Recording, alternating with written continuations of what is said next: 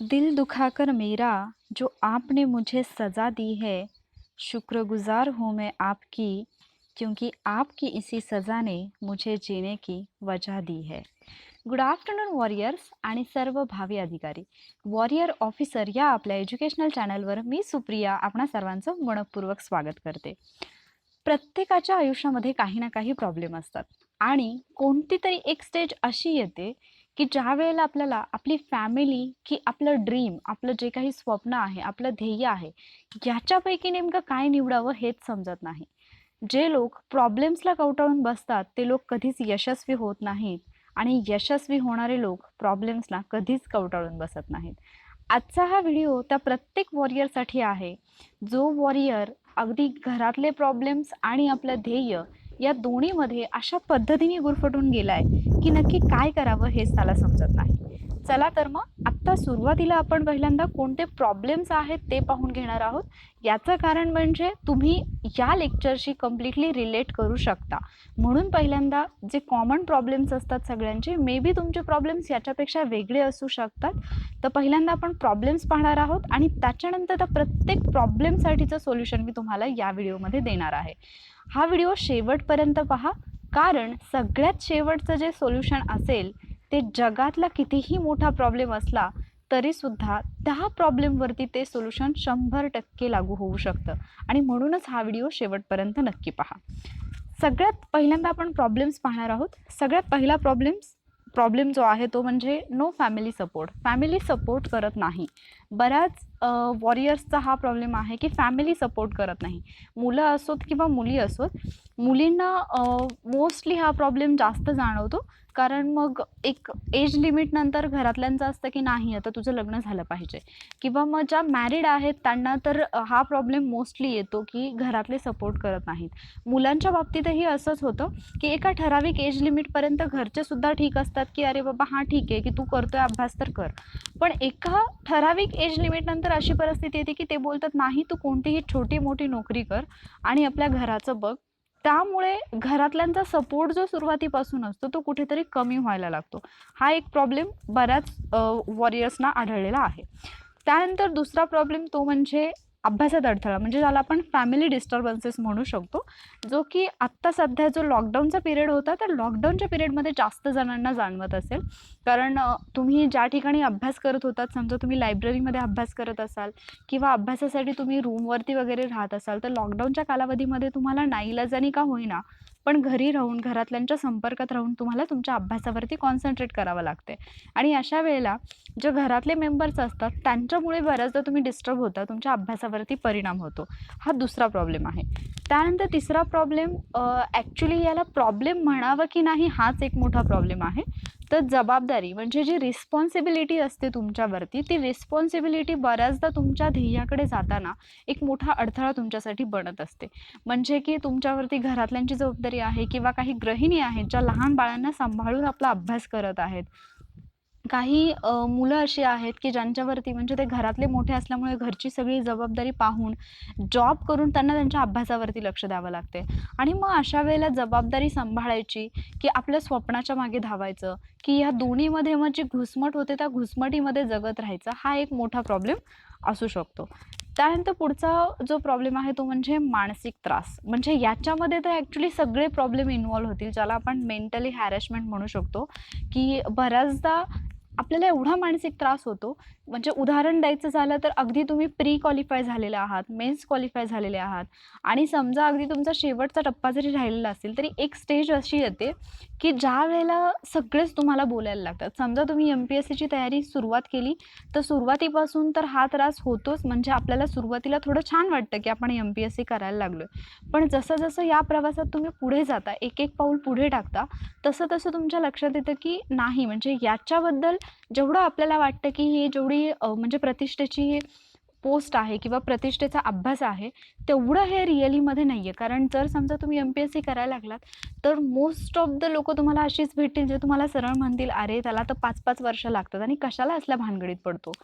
तर हे होतं आणि बऱ्याचदा सुरुवातीला तुमच्या घरातले तुम्हाला सपोर्ट करत असतात. पण समजा फर्स्ट अटेम्प्ट, सेकंड अटेम्प्टमध्ये जर तुम्ही नाही क्वालिफाय झाला, तर घरचे लोकसुद्धा तुम्हाला बोलायला लागतात, कशाचा म्हातारा झाला तरी परीक्षाच देतोय आणि नुसताच अभ्यास करतोय आणि अभ्यासाचा काही फायदा नाही, कुठली तरी छोटी मोठी नोकरी बघ. हे इन जनरल आहे. इव्हन असे काही लोक मला माहिती आहेत की ज्यांचं PSIचं प्री झालेली आहे, मेन्स झालेली आहे, आता ग्राउंड बाकी आहे. काही लोकांचं तर ग्राउंड झाल्यानंतरचा पण जो पिरियड असतो की ग्राउंड नंतर रिझल्ट यायला बराचसा कालावधी लागतो, साधारणतः 2 महिन्याचा कालावधी लागतो. पण जर समजा काही कारणास्तव तो रिझल्ट जरी लांबला तरीसुद्धा लोकं सरळ तोंडावरती म्हणतात की काही नाही, आणि काहीतरी उगीचच सांगितलं असेल, हे काही क्वालिफाय वगैरे झाले नसतील. तर तो जो स्ट्रेस असतो किंवा या गोष्टींना फेस करणं हा एक मोठा प्रॉब्लेम आपला असू शकतो. दुसरा मेंटली आपण हॅरेसमेंट ज्याला म्हणू शकतो किंवा आपल्याला जो मानसिक त्रास म्हणू शकतो, तो म्हणजे की तुम्हाला अभ्यास करायचा आहे हे माहीत असताना सुद्धा काही लोकं जाणून बुजून तुम्हाला त्रास देतात. जसं मी मागे एका लेक्चरमध्ये बोलले होते की असे काही जीव या पृथ्वीतलावरती असतात, जणू काही या पृथ्वीतलावरती अवतारच त्यांनी आपल्याला त्रास देण्यासाठी घेतलेला असतो. ओके. तर आता या सगळ्या प्रॉब्लेम्सवरती काही ना काहीतरी सोल्युशन नक्की असेल. कारण जर तुम्ही राज्यसेवेची तयारी करत असाल तर तुम्हाला हे माहीत असेल की कोणताही पॅसेज जेव्हा तुम्हाला विचारला जातो, कोणत्याही पॅसेजवरचे प्रश्न जेव्हा तुमच्यासमोर येतात, तर अगोदर पॅसेज दिलेला असतो. म्हणजे कुठलाही प्रश्न निर्माण होण्या अगोदर त्याचं उत्तर निर्माण झालेलं असतं. तसंच मग या प्रॉब्लेम्सचे सुद्धा सोल्युशन आहेत आणि ते सोल्युशन्स काय आहेत ते आपण पाहणार आहोत. सगळ्यात पहिलं सोल्युशन जे आहे ते म्हणजे व्हॉट इज युअर प्रायोरिटी. आता तुम्ही म्हणाल की मॅडम सोल्युशन सांगताय की प्रश्न विचारताय? तर या प्रश्नामध्येच तुम्हाला तुमचं सोल्युशन मिळेल की तुमची प्रायोरिटी काय आहे हे तुम्हाला समजलं पाहिजे. म्हणजे तुम्ही जर म्हणत असाल की फॅमिली मला सपोर्ट करत नाही किंवा मला हा प्रॉब्लेम आहे, तर तुम्हाला समजलं पाहिजे की तुमची प्रायोरिटी काय आहे. जर समजा 2 गोष्टी अगदी मी सिम्पली तुम्हाला सांगते, म्हणजे अगदी सोप्या उदाहरणासह सांगते मी तुम्हाला. रिअल लाईफमधला एक एक्सपिरियन्स अगदी जवळून पाहिलेल्या उदाहरणासाठी म्हणून मी सांगते. एका मुलीचं शिक्षण 12वी मधून बंद होतं. तिच्यापुढे 2 ऑप्शन असतात. जर समजा तिने घरातल्यांचं ऐकलं, तर तिला घरातल्यांचं ऐकून लग्न करावं लागणार आहे आणि जर समजा तिने स्वतःच्या मनाने निर्णय घ्यायचा ठरवला, तर ती तिचं शिक्षण करू शकणार आहे. मात्र जर तिने शिक्षण घ्यायचं ठरवलं, स्वतःच्या मनाने जर तिने डिसिजन घेतला, तर मात्र तिचे जे फॅमिली मेंबर्स आहेत, ते सगळे तिच्यापासून दूर जाणार आहेत. आता अशा वेळेला ज्यावेळेला तिला तो डिसिजन घ्यायचा आहे, त्यावेळेला तिने काय केलं पाहिजे? ऑब्व्हियसली जर आपण समाजामध्ये पाहिलं तर 95% लोक असं बोलतील की तिने लग्न केलं पाहिजे. लग्नानंतर तिचं शिक्षण झालं काय किंवा नाही झालं काय, त्या पुढच्या गोष्टी आहेत. पण ती मुलगी जर समजा तिच्याकडे वॉरियर ॲटिट्यूड असेल, तर ती हाच विचार करेल, जर समजा मी आत्ता लग्न केलं, तर माझ्या शिक्षणाचे चान्सेस किती आहेत? खूप कमी आहेत. पण जर मी आता शिक्षण घेतलं, तर कदाचित आत्ता जरी माझी फॅमिली माझ्यापासून दुरावली, तरी मी शिक्षण घेतल्यानंतर कदाचित मी ज्यावेळेला पोस्ट काढेन, ज्यावेळेला मी क्लास 1 ऑफिसर बनेन, त्यावेळेला माझी दुरावलेली फॅमिली माझ्या जवळ येईल. पण जर समजा मी माझं शिक्षण सोडून लग्नाकडे गेली, तर काही वर्षानंतर माझं शिक्षण माझ्याकडे परत येईल का? चान्सेस खूप कमी आहेत. तर अशा वेळेला तिने तिची प्रायोरिटी ठरवून जर समजा शिक्षणाचा डिसिजन घेतला, तर मला तो योग्य वाटतो. आता तुम्हाला त्याच्यामध्ये कुठला डिसिजन योग्य वाटतो हे तुमचं तुम्ही ठरवू शकता. बट मला असं वाटतं की तुमची प्रायोरिटी पहिल्यांदा तुम्ही ठरवली पाहिजे आणि कोणत्याही प्रॉब्लेमचं लाँग टर्म सोल्युशन शोधा. म्हणजे जर समजा आत्ता तुम्ही असं ठरवलं की माझं ध्येय जे आहे ते मी सोडून देईन आणि हा प्रॉब्लेम मी सॉल्व्ह करेन, तर त्याने भविष्यात कोणताच प्रॉब्लेम येणार नाही का? याचा सुद्धा तुम्ही विचार केला पाहिजे. म्हणजे जे आपल्याला डिसिजन मेकिंगचे क्वेश्चन असतात, त्याच्यामध्ये आपल्याला सेम याच पद्धतीने विचार करावा लागतो. ओके. तर तुमची प्रायोरिटी काय आहे हे सगळ्यात पहिल्यांदा तुम्ही ठरवा. त्यानंतर दुसरी गोष्ट ती म्हणजे तुम्हाला कोणीच डिस्टर्ब करू शकत नाही, जोपर्यंत तुम्ही स्वतः डिस्टर्ब होत नाही, असं मला वैयक्तिकरित्या वाटतं. म्हणजे अगदी पूर्ण दुनियेने जरी विचार केला की तुम्हाला डिस्टर्ब करायचं आहे, जोपर्यंत तुम्ही स्वतः डिस्टर्ब होत नाही, तोपर्यंत तुम्हाला कोणीही डिस्टर्ब करू शकत नाही.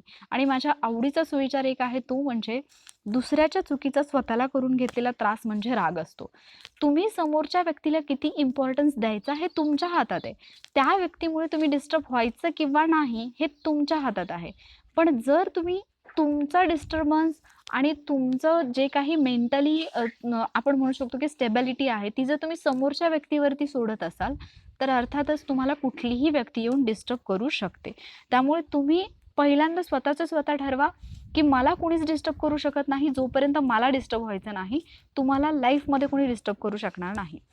तिसरी गोष्ट, जर मोटिवेशन नसेल तर तुम्ही ध्येय कसं मिळवाल? ओके. म्हणजे आता तिसरा जो मी प्रॉब्लेम तुम्हाला सांगितला होता, की जबाबदारी ही आपल्याला एक अडचण वाटू शकते. तर तुमची जबाबदारीच तुमच्यासाठी खूप मोठं मोटिवेशन ठरू शकतं. म्हणजे अगदी साधी गोष्ट, समजा तुमच्यावरती आता घराची जबाबदारी आहे. तुम्हाला घरचं सगळं सांभाळून तुम्हाला अभ्यास करावा लागतो. ओके. मग तुम्ही समजा असं ठरवलं, की नाही आता मला घरचं सांभाळायचं म्हणून मी एखादा छोटा-मोठा जॉब करणार आहे आणि माझं ध्येय मी सोडून देणार आहे. ओके. तुम्ही छोटा-मोठा जॉब जर सुरू केला, तो जर तुम्ही त्या जॉबमध्ये जर तुम्ही असाल, मला सांगा तिथे एक तर पहिली गोष्ट तुम्हाला सॅटिस्फॅक्शन मिळणार नाही आणि तुम्हाला खात्री आहे का, की कायमस्वरूपी त्या जॉबमुळे तुमचं घर अगदी सुरळीतपणे चालेल? 100% जर शेवटपर्यंत सुरळीतपणे चालणार असेल, तर तुम्ही अर्थातच तो डिसिजन घ्या. पण दुसऱ्या बाजूने जर तुम्ही विचार केला, तर तुमचं ध्येय जर एम-पी-एस-सी, यू-पी-एस-सी असेल, तर आत्ता थोडा कालावधी तुम्हाला तुमच्या फॅमिलीला थोडे प्रॉब्लेम्स फेस करावे लागतील. पण ज्या दिवशी तुमची पोस्ट निघेल, त्या दिवशी हे सगळे प्रॉब्लेम त्या एकाच दिवशी संपलेले असतील आणि म्हणून तुमची जबाबदारी हा तुमच्यासाठी अडथळा न ठरता, हा तुमच्यासाठी प्रॉब्लेम न ठरता, तुमच्यासाठी मोटिवेशन ठरलं पाहिजे. समजा तुमच्या घरातला काही प्रॉब्लेम आहे, तुम्हाला घरच्या गोष्टींचा त्रास होतोय, घरची जबाबदारी आहे, तर एक क्षण थांबा, डोळे बंद करा आणि असा विचार करा, की आत्ता माझ्या फॅमिलीमध्ये हा प्रॉब्लेम आहे. ज्या दिवशी मी क्लास 1 किंवा क्लास 2 ऑफिसर असेन, ज्या दिवशी मी पी-एस-आय असेन, ज्या दिवशी मी डी-वाय-एस-पी असेन, ज्या दिवशी मी डेप्युटी कलेक्टर असेन, त्या दिवशी हा प्रॉब्लेम मला किती क्षुल्लक वाटेल.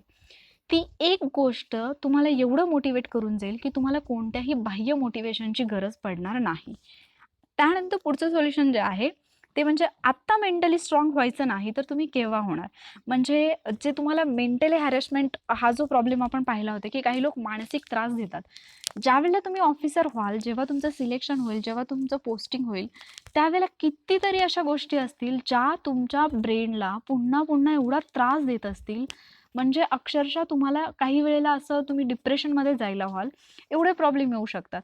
मग जर ते प्रॉब्लेम फेस करण्याची तुम्हाला आत्ताच सवय झाली, तर तुमच्यामध्ये एक नवीन अधिकारी जन्माला येत आहे, हे तुम्हाला समजलं पाहिजे. प्रॉब्लेम्सला नेहमी हसत वेलकम करा, कारण प्रत्येक लाईफमधला प्रॉब्लेम तुम्हाला नवीन काहीतरी शिकवून जातो. दुसरी एक गोष्ट, साधं सिंपल उदाहरण घ्या.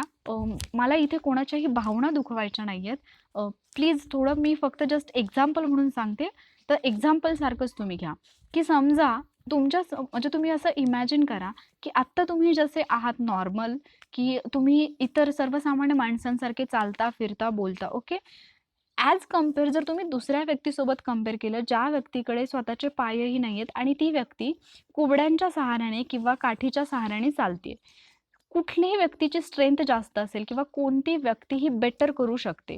अर्थातच ज्या व्यक्तीचे पाय व्यवस्थित आहेत किंवा ज्या व्यक्तीचे अवयव व्यवस्थित आहेत, ती व्यक्ती जास्त चांगल्या पद्धतीने कोणतंही काम करू शकते. हे आपल्यालाही माहिती आहे. ओके. मग मला सांगा, की तुम्ही जर असं म्हणत असाल, मला फॅमिलीचा सपोर्ट नाही. कोणाचा तरी सपोर्ट घेऊन केल्यानंतर काम तुम्ही बेटर करू शकता, की तुमचं तुम्ही स्वतः केल्यानंतर काम बेटर करू शकता? अर्थात जेव्हा ते तुमचं तुम्ही कराल तेव्हा. तुम्हाला गाईडन्सची आवश्यकता आहे. गाईडन्स घेणं इज अ डिफरंट थिंग आणि सपोर्ट घेणं is a different thing. Okay. So इथून पुढे कधीही ही तक्रार करायची नाही, की मला कोणाचा सपोर्ट नाही. तुम्हाला सपोर्ट हवा असेल, तर वॉरियर ऑफिसर ही एवढी मोठी फॅमिली तुमच्यासोबत आहे. त्याच्यावरचे व्हिडिओज पहा. हा एक खूप मोठा सपोर्ट तुमच्यासाठी ठरू शकतो. ही एक मोठी सपोर्ट सिस्टम आहे तुमच्यासाठी. त्यामुळे बाहेरून कोणाच्या सपोर्टची तुम्ही अपेक्षा ठेवू नका. आणि आता सगळ्यात महत्त्वाची गोष्ट, ती म्हणजे मी जे म्हटलं ना, जगातल्या प्रत्येक प्रॉब्लेमचं सोल्युशन आहे ही गोष्ट किंवा हा प्रश्न आणि हे तुम्ही एकदा आजमावून पहा. फक्त जेव्हा तुम्ही खूप टेन्शनमध्ये असाल, आता अगदी साधा सिंपल आपण परत एक उदाहरण घेऊया. ते म्हणजे समजा असं झालं, की तुम्ही एक एक्झाम क्वालिफाय झाला नाही, म्हणजे एका एक्झाममध्ये तुम्ही फेल झालात, नापास झालात. आता अशा वेळेला तुम्हाला काय करायचं आहे? ओके. स्वतःला एक प्रश्न विचारा, की हां, मी आता एक्झाम फेल झालो. बरं याच्यापेक्षा वाईट काय होईल माझ्यासोबत? काही नाही, कदाचित मला परत एकदा अटेम्प्ट द्यावा लागेल. मला परत 1 वर्षभर अभ्यास करावा लागेल. ओके, मी परत 1 वर्षभर अभ्यास केला. याच्यापेक्षा वाईट काय होईल? काही नाही, मला परत एकदा परीक्षा दिली, कदाचित मी परत एकदा फेल होईन. बरं याच्यापेक्षा वाईट काय होईल? मग मी पुन्हा एकदा फेल झालो, तर मला हे फील्डच सोडून द्यावं लागेल. ओके, मी हे माझं फील्ड सोडून दिलं. याच्यापेक्षा वाईट काय होईल? काय ना, मी हे फील्ड सोडून दिल्यामुळे मला सगळ्या लोकांचं ऐकून घ्यावं लागेल, की अगोदर किती म्हणजे मोठेपणा घेऊन फिरवत होता, की बाबा मी हे करणार आहे, ते करणार आहे आणि आता घरी बसलाय. बरं ठीक आहे, सगळ्या लोकांनी तुम्हाला टोमणे मारले. याच्यापेक्षा वाईट काय होईल? माझ्या घरातले सुद्धा माझा तिरस्कार करतील. बरं याच्यापेक्षा वाईट काय होईल? मग मला खूप टेन्शन येईल. बरं याच्यापेक्षा वाईट काय होईल? मला खूप टेन्शन येऊन मी डिप्रेशनमध्ये जाईल. तुम्ही डिप्रेशनमध्ये गेलात, इमॅजिन करा. याच्यापेक्षा वाईट काय होईल? मी माझ्या डिप्रेशनमध्ये कदाचित मरून जाईल. बरं ठीक आहे, याच्यापेक्षा वाईट काय होईल? आता मी मरून गेल्यावर याच्यापेक्षा वाईट काय होणार आहे? मग मला सांगा, तुम्ही मेल्यानंतर त्याच्यापेक्षा वाईट काय होणार नाही? हे आपण कशाचा विचार केला? आत्ताच्या प्रॉब्लेमचा. जर समजा आत्ताच्या प्रॉब्लेम नसेल किंवा आत्ताच्या प्रॉब्लेममधून जर तुम्ही बाहेर नाही निघालात, तर तुम्ही कधीच मरणार नाही का? कधी ना कधीतरी मरणार आहात. कधी ना कधीतरी ती स्टेज येणारच आहे लाईफमध्ये. सो प्रत्येक प्रॉब्लेम, कितीही मोठा प्रॉब्लेम येऊ द्या, त्या प्रॉब्लेममध्ये असताना स्वतःला एक प्रश्न विचारायचा की याच्यापेक्षा वाईट काय होईल, आणि ती सिच्युएशन इमॅजिन करा. त्याच्यापेक्षा वाईट काय होईल, ही सिच्युएशन इमॅजिन करा. सगळ्यात वाईट गोष्ट आपल्याला जी वाटते ना, ती असते ती म्हणजे आपला मृत्यू. आणि जरी आपल्या लाईफमध्ये चांगलं काही झालं किंवा वाईट काही झालं तरीसुद्धा आपण मरणारच आहोत. मग आजचा दिवसच आपण असं का नको जगायला की माझी सगळी स्वप्न मला पूर्ण करायची आहेत, माझ्या स्वप्नांसाठी मला धडपडायचं आहे, असा विचार करून तुम्ही आजचा दिवस जगा. तुमची स्वप्न आपोआप तुमच्या जवळ येतील. आणि या आत्ता जे काही मी सांगितलं ना, हे लास्ट सोल्युशन, याला पॉझिटिव्हली घ्या. याला निगेटिव्हली अजिबात घेऊ नका की मग कधीतरी मारायचंच आहे तर मग आत्ता कशाला जगा. असं माझा सांगण्याचा हेतू अजिबात नाही. मला असं वाटतं की तुम्ही जगावं सुद्धा असं. म्हणजे मी माझ्या एका कवितेमध्ये या लाईन्स बोललेल्या आहे ऑलरेडी, बट आता सडनली मला त्या आठवल्या, सो मी परत एकदा त्या शेअर करते की जगावं असं की आयुष्याला सुद्धा अभिमान वाटावा, तुम्हाला न्यायला आल्यानंतर त्या यमाचाही कंठ दाटावा. आणि तुमचं आयुष्यच असं असलं पाहिजे की लोकांना तुमच्याकडे पाहून जगायची इच्छा झाली पाहिजे. सो हे सगळ्या प्रॉब्लेमवरती सोल्युशन ठरू शकतं की याच्यापेक्षा वाईट काहीच होऊ शकत नाही, आणि तीच गोष्ट वाईट आहे, सगळ्यात वाईट आहे असं समजून पुन्हा एकदा नव्याने सुरुवात करा. आणि ज्या सुरुवातीला मी लाईन बोलले होते ना, जी व्यक्ती तुम्हाला त्रास देईल, ज्या व्यक्तीमुळे तुम्ही दुखावले जाल ना, त्या व्यक्तीला फक्त एवढंच बोलून उत्तर द्या, दिल दुखाकर मेरा तूने मुझे जो सजा दी है, शुक्रगुजार हूँ मैं तेरी, तेरी इसी सजा ने मुझे जीने की वजह दी है, मुझे जीने की वजह दी है. एवढं एक कारण तुमच्या जगण्यासाठी खूप पुरेसं आहे. एवढं एक कारण तुम्ही लढण्यासाठी खूप पुरेसं आहे. आणि एवढं एकच कारण तुम्ही जिंकून दाखवण्यासाठी खूप पुरेसं आहे. आय होप आजचं हे लेक्चर तुम्हाला नक्कीच हेल्पफुल ठरेल. जर तुम्हाला हे लेक्चर आवडलं असेल तर लाईक करा, तुमच्या फ्रेंड्ससोबत शेअर करा, आणि वॉरियर ऑफिसर या आपल्या एज्युकेशनल चॅनलला नक्की सबस्क्राईब करा. आणि सगळ्यात महत्त्वाचं, स्वतःसाठी जगायला शिका. Stay safe. Thank you warriors.